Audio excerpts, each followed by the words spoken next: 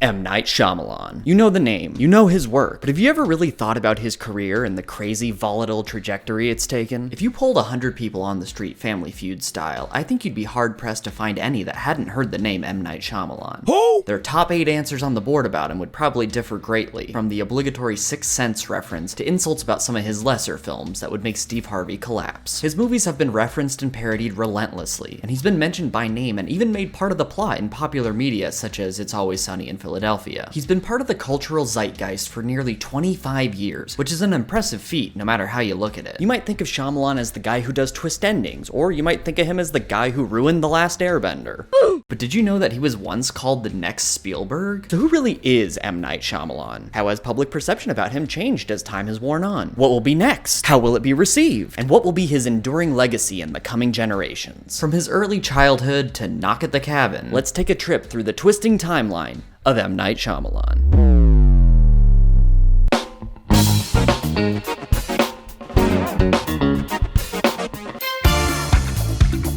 Let's transport ourselves back to 1970. Rock and roll is in the air. Beneath the Planet of the Apes entertains and baffles movie-going audiences, and the Beatles go their separate ways. Bit sad, innit bruv. In the small town of Mahe in Pondicherry, India, now called Puducherry, a baby is born by the name of Manoj Nelliyattu Shyamalan. The child of a neurologist father and an OBGYN mother, Shyamalan and his parents immigrated to the United States when he was just 6 weeks old, settling in Penn Valley, Pennsylvania. Pennsylvania, and more specifically the greater Philly area, would become integral to Shyamalan's identity and influence many of his future films.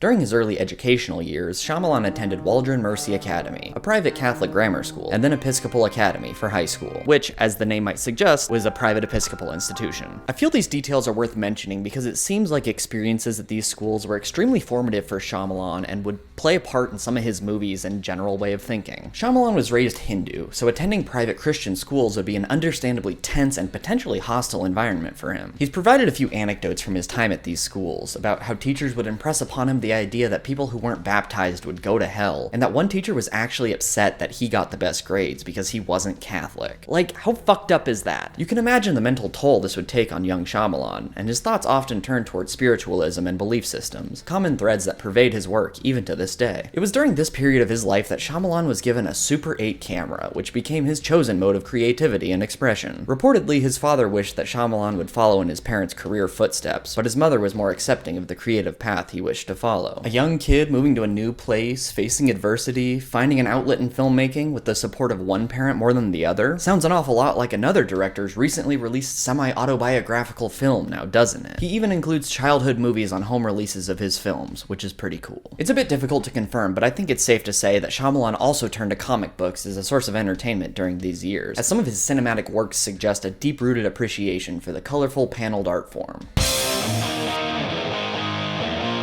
In 1988, Shyamalan received the New York University Merit Scholarship and also became a National Merit Scholar. Good for you, Mr. Overachiever, making us all look bad. He attended the NYU Tisch School of the Arts, which is a pretty big deal if you want to get work in the entertainment industry. Other notable alumni are Kristen Bell, Philip Seymour Hoffman, Elizabeth Olsen, Bill Paxton, Haley Joel Osment, who we'll see later, Bryce Dallas Howard, who we'll also see again later, Lady Gaga, and Donald Glover, and that's just scratching the surface. It was right before he entered NYU that he adopted the moniker that we would all come to know him by, M. Night, as an alternative to Manoj Nelliyattu. He stated that it developed due to people mispronouncing his name or not even trying to pronounce it correctly, which really sucks. Let's all make a concerted effort to pronounce people's names correctly, huh guys? As for why he chose Night, it actually comes from the Lakota Native American tribe. Shyamalan says he was studying the Lakota people at the time when he was deciding on a new name to take. When he came across the name Night, the natural spirituality of the name felt right to him, so that's the name he took. That's what Shyamalan said in an interview, but I also think he just really wanted to be the Night Man. While he does get credited as M. Night Shyamalan, I've heard everyone that works with him just call him Night, so that's what I'm gonna do from here on out. It's in 1992 that we get to the first movie in Shyamalan's filmography, Praying with Anger. Shot in India while he was still a student at NYU, Praying with Anger was funded by Shyamalan's family and friends, with his parents even credited as associate producers. It premiered at the Toronto International Film Festival in September of '92, marking the beginning of its festival rounds, where the film eventually won the first film competition for American independent filmmakers at the 1993 AFI Fest. It never got a wide release, but that's not surprising. Most independent first feature films with unknown directors remain in festivals. So, what are the notable things to mention about Praying with Anger? First off, Shyamalan's name is all over this movie, as writer, director, producer, and star. This is the start of a trend for many of his movies, except the acting roles get mostly reduced to cameos. More on that later. As for the movie itself, it's not great. Not the worst first film I've ever seen by any stretch, though. The only version of this movie I can find is a YouTube video of a VHS copy, and oh boy, it's the blurriest thing I've ever seen. I can't see fucking shit out of this thing. It feels like you're trying to watch the movie submerged in a bathtub while also holding a magnet to your computer screen. Nevertheless, I was able to watch it, so that's something. The plot feels very personal to Shyamalan, with many elements clearly being inspired by his own experiences. It's about an Indian-American exchange student who visits India, where he explores differences in culture while also being singled out for his differences and having a crisis of identity. The story deals quite a bit with spirituality, a common theme for Shyamalan. It makes sense that he would want to play the main character of Dev. It's a deeply personal story, and it was his first feature. Why not? Well, unfortunately, Shyamalan isn't much of an actor. What is this? He's not terrible, don't get me wrong. You can just tell he's more comfortable in the director's chair than at center stage. When it comes to the direction of Praying with Anger, you can see Shyamalan's potential. It's clear that he was working with a low budget and still finding his footing, but the crafting of certain shots as well as the use of lighting and shadow show a director with a vision that just needs time to hone his craft. As for the writing, the heart and intention is there. The story is competently constructed, if a bit cliche and predictable at times. The issues come with dialogue, which can be heavy-handed and a little on the nose, and an ill-advised voiceover that's just downright corny. I was going back to America, but I was leaving my home. That's an issue that'll pop up from time to time throughout the entirety of Shyamalan's career, but it's especially apparent here, being so young and inexperienced. And that's a good thing to remember. Shyamalan made an entire feature film that's coherent and not unbearable when he was only 21 going on 22. That's pretty damn impressive, especially considering the kind of stuff that I was working on at that age. Also, on a final note, look who edited the movie. Anyway, Shyamalan graduated from NYU in 1992, and then it was full steam ahead into the film industry, baby. But first, he also got married in 1992 to Pavna Vaswani. Good for them. It was somewhere towards the end of 1992 and beginning of 1993. Knight was young, dumb, and full of dreams. That's when he got his first real big break in the film industry. He wrote a spec script called Labor of Love that ignited a studio bidding war and ultimately sold to Fox, which is no small feat, as any aspiring screenwriter will tell you. Unfortunately for Knight, he was fired as director, and the project has remained in development hell to this day. He tried to revive the project 2 decades later, but Labor of Love has still yet to see the light of day. However, not all was lost, because that spec script was able to land him a writing gig, co-writing the adaptation of E.B. White's Stuart Little. The movie came out in 1999, but he worked on the screenplay much earlier, which is why this is included in this section. Now, I can't really comment about the merits of Stuart Little, because I haven't seen it as an adult. What I can say is that I used to watch it a lot as a child, and I really liked it. However, since it's co-written by someone else, it's hard to determine which parts of the script can be attributed to Shyamalan. In 1995, Knight began work on a movie called Wide Awake, though it didn't actually come out until 1998, so I'll save more discussion about it until then. Shyamalan also did an uncredited rewrite on the 1999 movie She's All That, but whether he did it in 97 or 98, I couldn't tell you. This was confirmed by Miramax executive Jack Lechner, but once again, it's hard to pin down what exactly Shyamalan was responsible for in the script. There are some tidbits on the movie's Wikipedia page, though, if you're interested. Now, I haven't seen this movie, but the critical reception leaves something to be desired. However, the movie continues to be talked about 24 years later, and even spawned a dog-shit Netflix movie starring Cobra Kai and TikTok, so that's something. Now let's go back to 1995, when Shyamalan was making Wide Awake. Wide Awake is about a Catholic schoolboy dealing with grief, having a crisis of faith, and searching for God. Mind you, this movie is co-listed as a comedy. This movie includes stars such as Dennis Leary, Rosie O'Donnell, and Julia Stiles, pre 10 Things I Hate About You. Now this movie is not very good. Some of it's Shyamalan's fault, but a lot of it isn't. But I'll get to all that in a second. First, let me mention the good things about it, and the Shyamalan staples present. Firstly, we're in Philadelphia. Not surprising. What is surprising is that the school is Waldron Mercy Catholic School, the exact same school Shyamalan attended as a kid. I mean, it makes sense, as the movie feels very autobiographical in many senses, but I wasn't expecting him to use the real name of his school. While most of this movie is directed in such a way as to deserve very little attention, mention, there are a few shots here and there that I thought were very good. Our main character is Joshua, played by Joseph Cross, and this is the first of many instances where we see Shyamalan's adeptness at casting child actors. Casting child actors is extremely difficult, but Knight seems to have a knack for it, because I thought Joseph Cross was great. He'd go on to be in many things as an adult, most notably an absolutely brilliant performance in Mindhunter. Kudos to Knight for seeing the talent. Like I said before, this movie's co-billed as a comedy, and a lot of the humor doesn't work, but occasionally it does. Holy shit, sorry. Holy shit. One of these scenes of intended comedy involves football, which I normally wouldn't bring up, but there was also one in Praying with Anger that had no relevance to the plot, and there'll be more football in Shyamalan movies to come. Josh sees footage of a car accident on TV, the first of many Knight car accidents, both literal and figurative. There are 3 title cards interspersed throughout the movie preceding each new act, which gives it at least a little bit of unique flair. Mostly I bring it up because Shyamalan foreshadows a future movie with Act 2.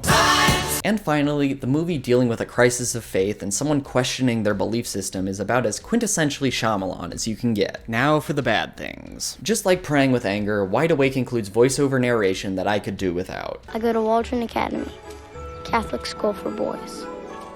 Don't laugh.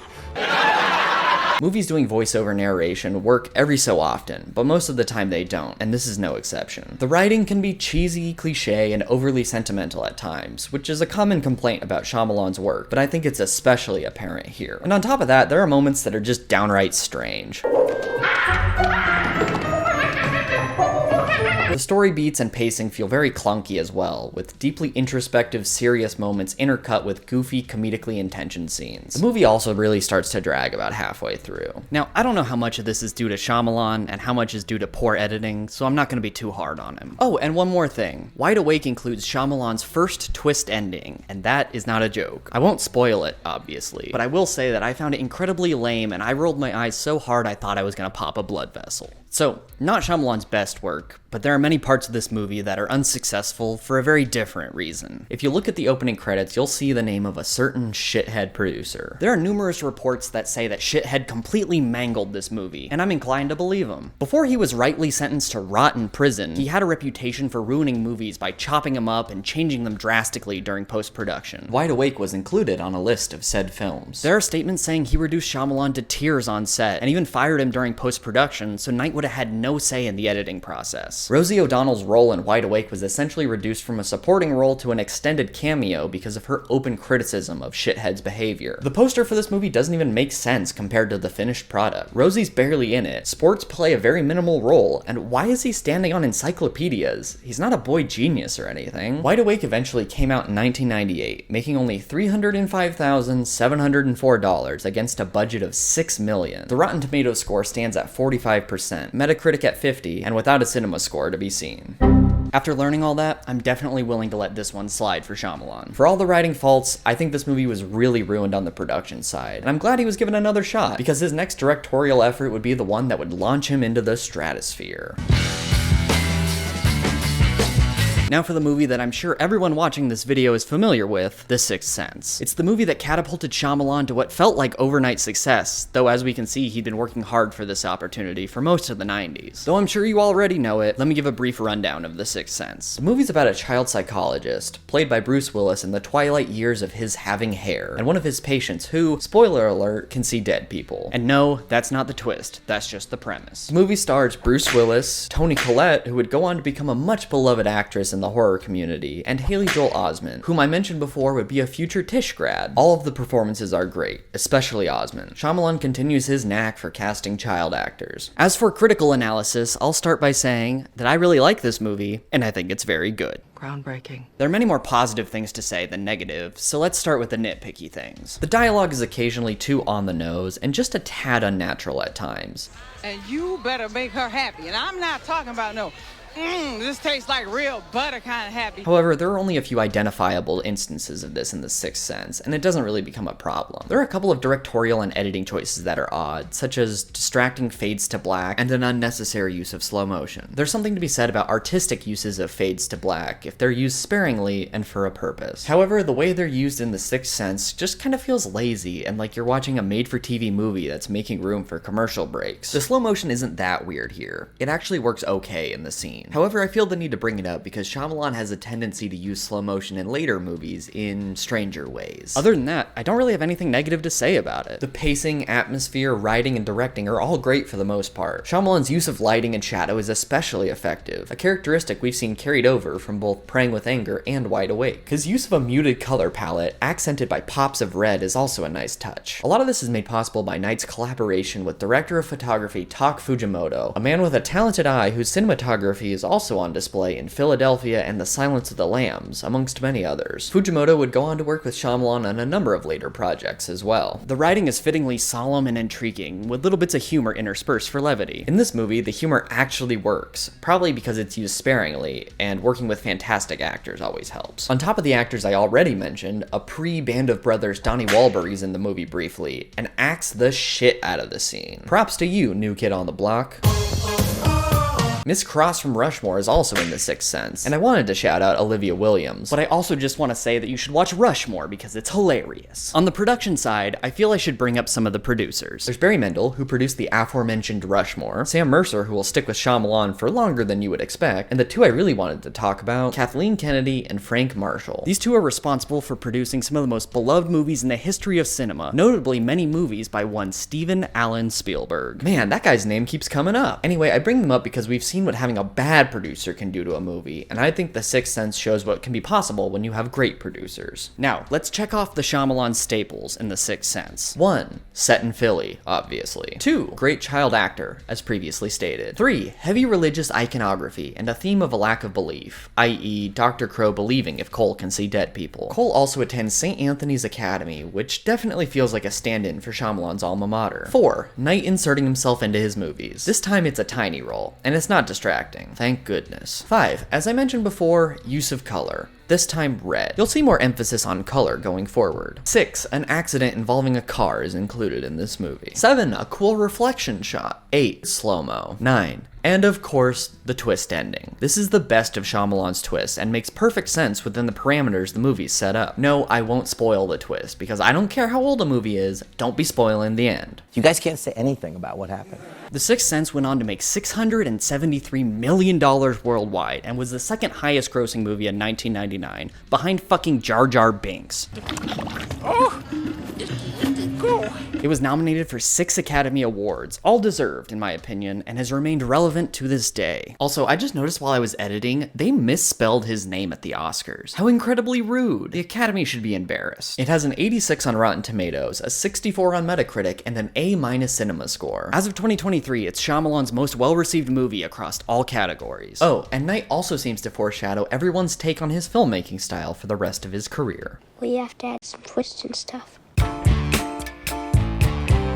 So the next year, Shyamalan has to decide what the follow-up to his monumental breakthrough film will be. And he makes Unbreakable, maybe Shyamalan's most underappreciated movie. Bruce Willis returns for his second Knight project, with Samuel L. Jackson, Princess Buttercup, back when she was Robin Wright Penn, and Spencer Treat Clark rounding out the cast. The movie's about a man, David Dunn, who's slowly coming to grips with the notion that he may have superhuman abilities. This movie is the reason that I think Shyamalan grew up with an appreciation for comic books. While not based on a comic book, it's a superhero story told in the style of a comic book, with comics featured heavily in the story. And you have to admit, for the year 2000, an original story that's a comic pastiche is a big swing. There'd been movies based on comic books before this. Hell, Blade had only come out 2 years before, and we've had Superman and Batman movies since probably the dawn of time. But our modern societal love of big superhero movies wouldn't really kick off until Sam Raimi's Spider-Man in 2002, and the idea of superheroes as an entire business model began in earnest with Iron Man in 2008. So Unbreakable was unique, and very outside the norm in Y2K. On the directorial side of things, I think Unbreakable is a step up from The Sixth Sense. I still like The Sixth Sense more on the whole, because the writing's much tighter and just generally more interesting than in Unbreakable. There are some impressive long takes and camera movements that are supposed to emulate the flow and visual style of comic books, and it has the intended effect, making the movie feel very stylized. I like all the acting performances, and Shyamalan does another great job of child casting, because Spencer Treat Clark puts in a very good performance. And on another casting note, props to Knight for his casting of young Bruce Willis, because wow, The resemblance is uncanny. I appreciate the writing for the most part and the methodical way that the story unfolds, though the dialogue can be a little too heavy-handed and on the nose occasionally. Typical Knight. Eduardo Serra's cinematography and use of color are also extremely striking, especially with green and purple. There's no overt religious iconography in Unbreakable, but there is a theme of lack of faith, but instead of faith in a higher power, it's David's lack of faith in himself and his abilities. Shyamalan has admitted that most of his movies deal with beliefs and belief systems, and David's crisis of identity fits that mold. There are choices that I like in Unbreakable, and some that I don't, but it feels undeniably distinct, which I appreciate. Now, let's count off how many Shyamalan-isms are in Unbreakable. 1. Lack of belief. 2. Strong use of color. 3. Set in Philly, obviously. 4. Night with the cameo. This one's a tiny role, and it doesn't feel egregious. 5. Water. Water plays an important role in Unbreakable, and will in more movies to come. 6. Football. Knight must love football, man. 7. A car accident. It's very important in understanding David's past. 8. Cool reflection shot. 9. Weird slow-mo. 10. And finally, the twist ending. This one isn't quite as satisfying as The Sixth Sense, but still pretty good in the movie's grand scheme. As I mentioned before, comic book movies weren't all that popular in 2000, so the studio kinda boned Knight on the marketing of Unbreakable, because they didn't even try to market it as a comic book movie. Nonetheless, it went on to make $248 million worldwide, which ain't half bad if you ask me. It has a 70% on Rotten Tomatoes, a 62 on Metacritic, and a C Cinema score, the latter of which feels unwarranted. Down the road a ways, 2 sequels to Unbreakable would be made, making it the first in a trilogy, though it was a standalone movie for more than a decade and a half. I'll close out discussion of Unbreakable with this bit of dialogue, which may be funny to some of you who have seen his later movies. 2 skinny little kids were fooling around in a pool dunking me and I swallowed some water. They didn't know it and it almost killed me. Heroes don't get killed like that. Now we enter 2002 when we get Signs. Signs is such an interesting movie. Some things in it work, some don't, but I appreciate what Shyamalan was trying to do. Signs is an alien invasion movie set in rural Pennsylvania, 45 miles outside of Philadelphia, although it looks like it could be in the middle of Iowa. It follows a former priest, his brother, and his children as the strange events start unfolding. First, let's get the awkward part out of the way. Yes, it's weird that Mel Gibson is in this movie. And it's even weirder that we're supposed to buy him as a former priest. Most of the controversies we now know about him either hadn't happened or come to light in 2002 though, so it's only in retrospect that the casting feels so inappropriate. But hey, now that we do know about him, let's stop giving jobs and Oscar nominations to one of Hollywood's most infamous anti-Semites and just overall not great human beings, huh? Won't that be fun? I tried to watch Signs from the perspective of 2002, but lines like this now have a permanent sense of irony about them. It won't be convincing. It doesn't sound natural when I curse. Oh really, Mel? Are you sure? The rest of the ensemble are very well cast though, namely Joaquin Phoenix as Brother Merrill, and Rory Culkin and Abigail Breslin as the children, with whom Shyamalan extends his streak of fantastic child actors. And if you're wondering where you've seen them before, Abigail Breslin was also in Little Miss Sunshine and Zombieland, and Rory Culkin was in Scream 4. And you wanna know who shows up in one scene? Gerald fucking Cooperberg. God! Now this might be surprising to hear, but I think this might be Shyamalan's best directorial work of his career. The shot framing, camera movements, and his ability to make the farmhouse feel like its own little world can't be overstated. There are some shots that play with reflections that I especially like, and are reminiscent of ones from The Sixth Sense and Unbreakable. But then again, there are also weird moments of slow motion again, so like, what the hell, Knight? Tak Fujimoto returns as director of photography, and I also think this is Knight's most visually stunning movie. The color palette and contrast are beautiful, and it's awe-inspiring to look at. Not all aspects are good, though. As is Knight's MO, the dialogue is kind of awkward and stilted, and sometimes downright corny, more so than in any of his past major studio movies. Why aren't you in the pros making stacks of cash and getting your toes licked by beautiful women? Although there are some pretty funny parts, such as the famous tinfoil hat scene, which shows that Shyamalan knows how silly the movie's premise can be. The loss of faith theme that affects the main character Graham is pretty effective. Often in movies, supernatural elements such as aliens or vampires or ghosts are used as a vehicle to tell a more personal, grounded story. In this case, Graham's loss of faith and lack of belief in a higher power mirrors the lack of belief in extraterrestrials, and the bizarre circumstances he finds himself in help him deal with the grief and trauma he's been experiencing. In short, it's all about belief in things that are unbelievable. I will say though, the last act of Signs is pretty lackluster. Don't expect it to be grandiose. It's much more understated, like War of the Worlds, which they mention in this movie. However, I still think War of the Worlds is a better conclusion. The twist in Signs feels a little silly, and definitely pales in comparison to the ones from The Sixth Sense and Unbreakable. I have 2 major gripes with this movie though. First is that the aliens look like dog shit, man.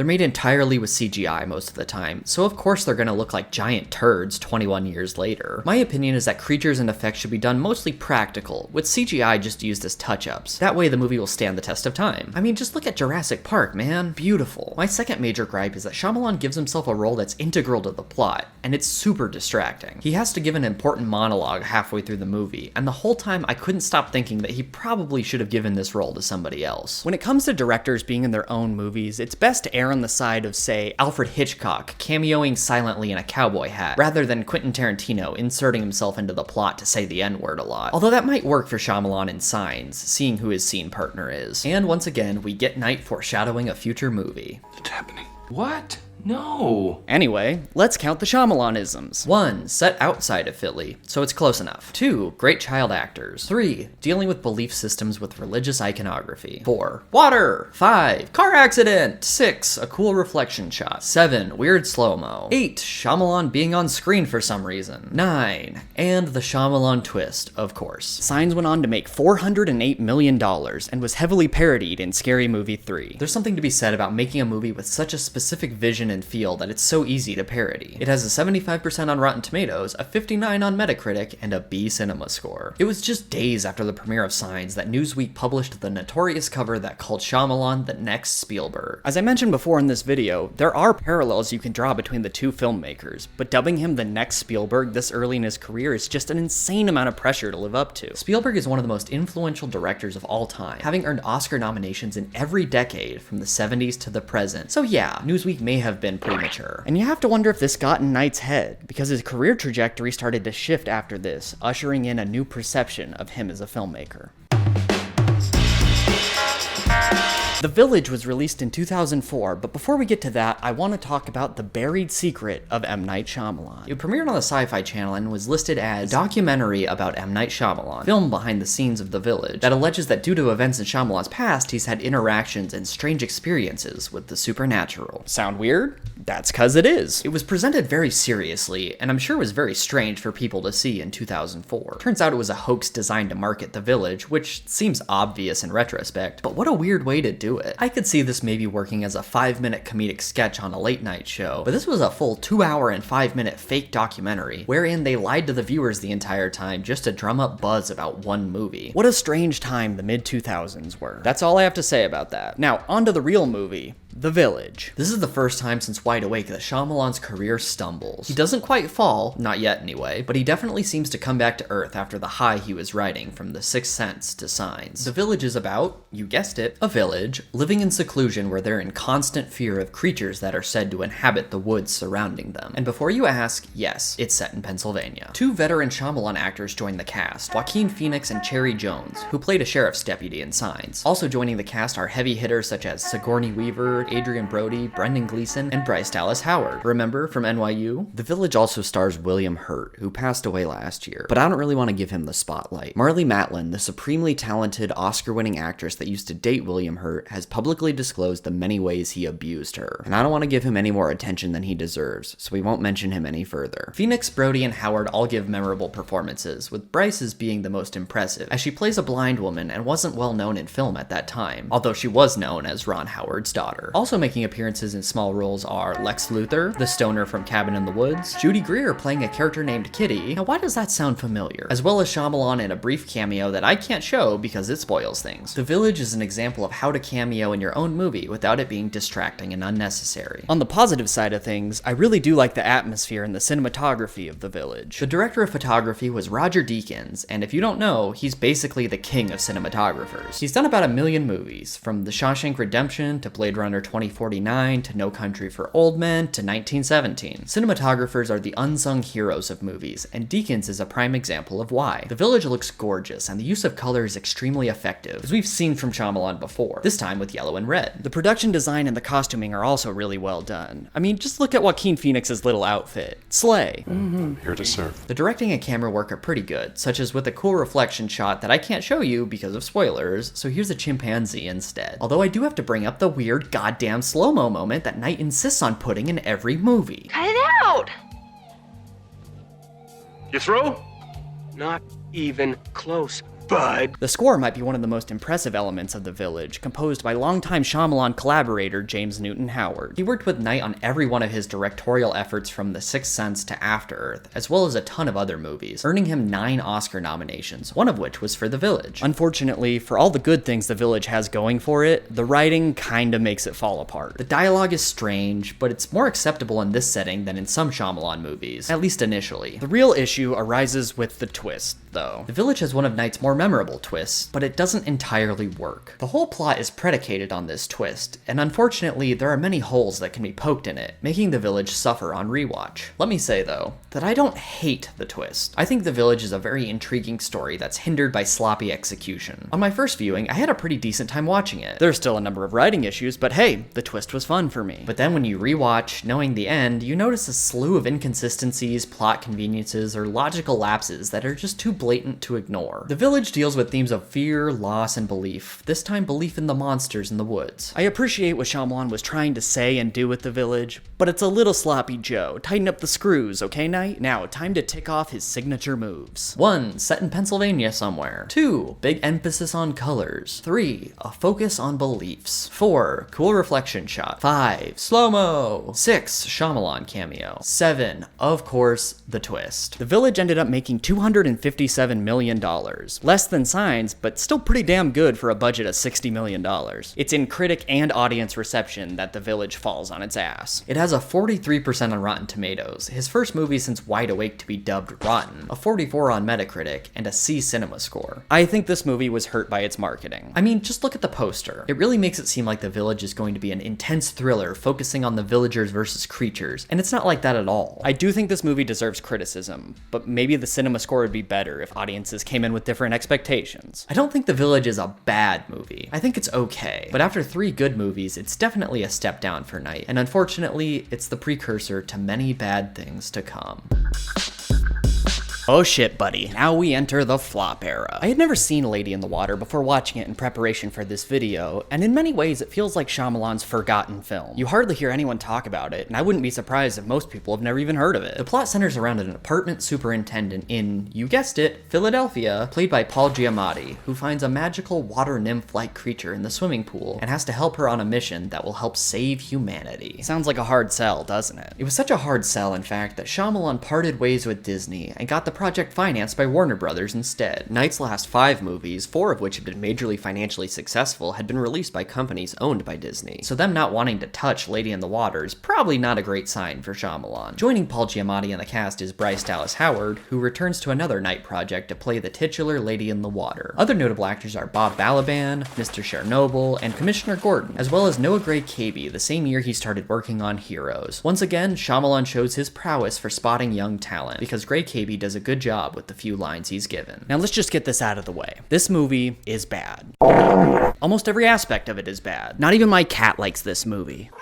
The only good thing I can really say is that the actors are giving it their all and trying their best, but Shyamalan gives them some real tough dialogue and makes them do some real dumb stuff. Like, look at what he's reduced Paul to. Paul, blink twice if you're in distress. There are also a few good shots in Lady in the Water, but the rest of the movie is such a mess that it far outweighs anything good. I will do my best now to describe all the things I don't like about Lady in the Water. First off, can you guess what a Lady in the Water is called? A magical creature that's supposed to help save humanity? A narf. She's a narf. And let me see what you have! Narf? No! The other magical beings in the movie are wolves covered in grass called scrunts, and the tartutic, I beg your pardon? which are basically monkeys made out of wood. Excuse me? A baking powder? Sounds stupid? That's because it is. And I could maybe try to be a little more lenient if these were creatures based on a real mythology, but they aren't. Knight made them up himself. Shyamalan said the story arose from bedtime stories he used to tell his kids, and oh boy does it feel like it. It feels like the plot and the rules governing the creatures get made up as the movie progresses, and you feel like you're listening to the incoherent ramblings of a 6-year-old rather than the work of an established filmmaker. Oh, and did I mention that Bryce Dallas Howard's character is literally named Story? Knight, get your head out of your ass, buddy. His head was so far up his ass, in fact, that he gave himself an extensive supporting role in the movie. And not only that, his character is supposed to write something so monumentally important that it essentially helps save humanity. Knight, your hubris is showing. Where? There's voiceover narration at the beginning that feels unnecessary because it explains the made-up mythology of Narfs, even though that's what literally the entire rest of the movie is also trying to do. Many characters are caricatures of stereotypes, which I really don't appreciate, and Paul Giamatti's character is given a speech impediment seemingly solely as a plot device, and I don't like that either. There's also a character that's somehow both a movie and a book critic for a newspaper, and Shyamalan uses him as a punching bag to air out all of his grievances about critiques of his past movies. There is no originality left in the world, Mr. Heap. And possibly to head off the inevitable terrible reviews of the movie he was currently making. But guess what, night old buddy old pal? Just because you point out dumb and bad things in your movie, it doesn't excuse them. If anything, it's a little sad. His view of film criticism is also extremely simplistic and just downright wrong at times. Why does everyone like to stand around and talk in the rain in movies? Maybe it's a metaphor for purification, starting anew. Learn how to take criticism, my man. And guess what? There's another shitty slow-mo shot. I'm gonna lose my mind. At its best, Lady in the Water is boring. At its worst, it's so cringe-inducing that I want to disappear into a crevice. This is also Knight's first studio movie that doesn't include a twist. That's not a bad thing. Not every movie needs a twist, and I think he was kind of pigeonholed into being the twist guy. I just thought it'd be interesting to note. Okay, well, I guess we should get to the Shyamalan-isms. 1. Water. That should be the most obvious one. 2. Philly. Duh. 3. Voiceover narration. We haven't heard it since Wide Awake, but this is the 3rd time it's happened, and won't be the last. 4. Themes of grief and loss in the superintendent's past, and of course, belief. Belief in the Narfs. 5. Shyamalan in his own movie. This is the most unacceptable of his inclusions by far. 6. Slow-mo. Lady in the Water made only $73 million on a budget of $70 million, and when you factor in marketing costs, that means the movie netted a loss. Shyamalan's first movie to do so since Wide Awake. The critical reception was even worse. It has a 25% on Rotten Tomatoes, a 36 on Metacritic, and a B- cinema score, the latter of which is actually kind of surprising. While The Village is rotten on Rotten Tomatoes, Lady in the Water is his first legitimately bad studio movie that's entirely his fault. But it won't be his last. Oh no, not even close. Oh man, The Happening. What a supremely strange, beautifully bizarre movie. Don't get me wrong, it's bad. What? But there's a lot more to it than that. The plot follows a science teacher from Pittsburgh. Just kidding, it's Philadelphia, but you knew that already. The science teacher, played by Marky Mark, has to try to survive with his funky bunch, his wife, the new girl, and a friend's daughter after weird events start occurring, or happening, if you will, causing people to, themselves. The cast also includes John Leguizamo, Spencer Breslin, brother of Shyamalan alum Abigail, Connor Roy from Succession, cameos by Dante from Clerks, Not even supposed to be here today. and Dana from Cabin in the Woods, and this weirdo who is in The Village, who really loves hot dogs. You like hot dogs, don't you? This guy really won't shut up about hot dogs. Get the mustard? Oh, and did I mention there's also Kendall Roy spouting some incredible dialogue? Cheese and crackers. Thank you so much. Tak Fujimoto is back as cinematographer, and the movie does look good. Love you, Tak. Some of the scenes of people going kaput are legitimately terrifying, such as at the construction site or the lawnmower one. This is Shyamalan's first R-rated movie too, so he could really go all out. Some of the scenes are really well shot, but moments aren't, such as this unhinged shaky cam, or Knight's signature weird slow-mo moment. But let's get to what people really want to hear about. The writing. The writing is more complicated with The Happening than with Lady in the Water. Shyamalan stated that with The Happening, he was setting out to make an excellent B-movie. For those not familiar with the term B-movie, it comes from that Jerry Seinfeld movie. You like jazz? It's actually from the early years of Hollywood, when many times movies were billed as double features. There'd be a big-budget, publicized A movie, and a low-budget B movie to round out the bill. Many times these movies would be unintentionally campy and funny due to their budget constraints and quick productions, and can be very fun in their own right. Say it again, Beanie. If you want to look up old B movies, look into Roger Corman. You won't be disappointed. Nowadays, the phrase is used more often than not to describe a really bad movie. Oftentimes a movie deemed so bad it's good. And it's a difficult art mastering the kind of camp that makes a good B movie. What about the goddamn piranhas? They're eating the guests, sir. And Shyamalan misses the mark, but I think I can at least see what he was going for. Heck, The Happening sounds like the title of a B movie from the 50s or 60s, so at least he got that part down. But here's the thing, a lot of the charm of B movies comes from their being cheaply made, so having a budget of $48 million is kinda antithetical to your goal. The dialogue and performances are where things get really messy though. Wahlberg gets a lot of grief for his acting in The Happening, but it's really not an acting issue at all. It's obvious that Shyamalan was directing him to be unnatural and deliver his lines in a goofy-ass way, in order to try to emulate B movies of old. Many of these choices don't work, but occasionally some do, such as this interaction. Planning on stealing something? No, ma'am, we're not. plan on murdering me in my sleep? What? No. I'm also pretty sure Shyamalan casted Mark Wahlberg solely because he played Vince Papali in Invincible. Unfortunately though, many times I found myself laughing at Shyamalan's choices instead of with them, and a lot of the writing lacks an understanding of what makes B-movies so fun and endearing. Take this interaction. On Blackwater, keep on rolling, Mississippi moon, won't you keep on shining on me? See?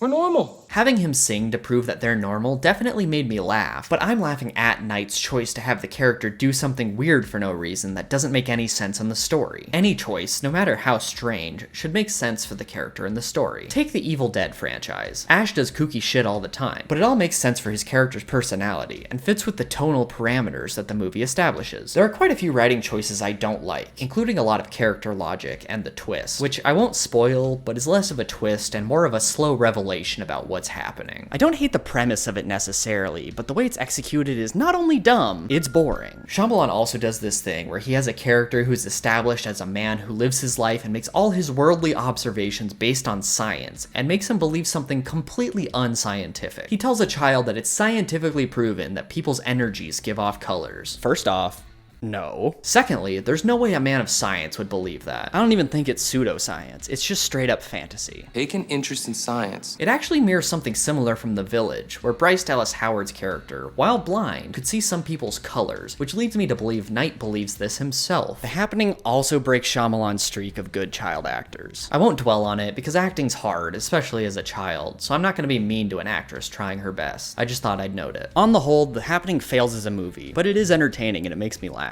I've seen it multiple times and I've had a great time each viewing, but I can't in good conscience call the movie good. It's just an enjoyable bad movie, so in a sense maybe Shyamalan did achieve his goal. Who's to say? Alright, I know what you've been waiting for. Let's count the Shyamalan-isms. 1. Philly. 2. Shyamalan makes a cameo, but only as a voice on the phone. Maybe he learned from the Lady in the Water disaster. Let's hope. 3. Slow-mo. 4. Colors. Not visual depictions in the movie, but the discussion that I disliked. 5. There's a car accident. 6. A theme of belief, i.e. believing the explanation behind the strange circumstances. 7. The twist is back, baby. The Happening made $163 million, meaning it was financially successful, which is probably due in part to the intense marketing campaign for the movie, and all this is pretty good for Shyamalan after the performance of Lady in the Water. However, critic and audience reception was abysmal. The Happening has an 18% on Rotten Tomatoes, a 34 on Metacritic, and a D cinema score. I think the movie's bad, but a D cinema score seems harsh. Hell, I enjoyed watching it more than Lady in the Water, and I'm not the only one. Famed movie critic Roger Ebert gave The Happening 3 stars out of 4, and Stephen King also liked it. However, the mass negative reception of his second consecutive movie seems to have sent Shyamalan into a tailspin, and he foreshadows at the end of The Happening his descent into the worst misstep of his career.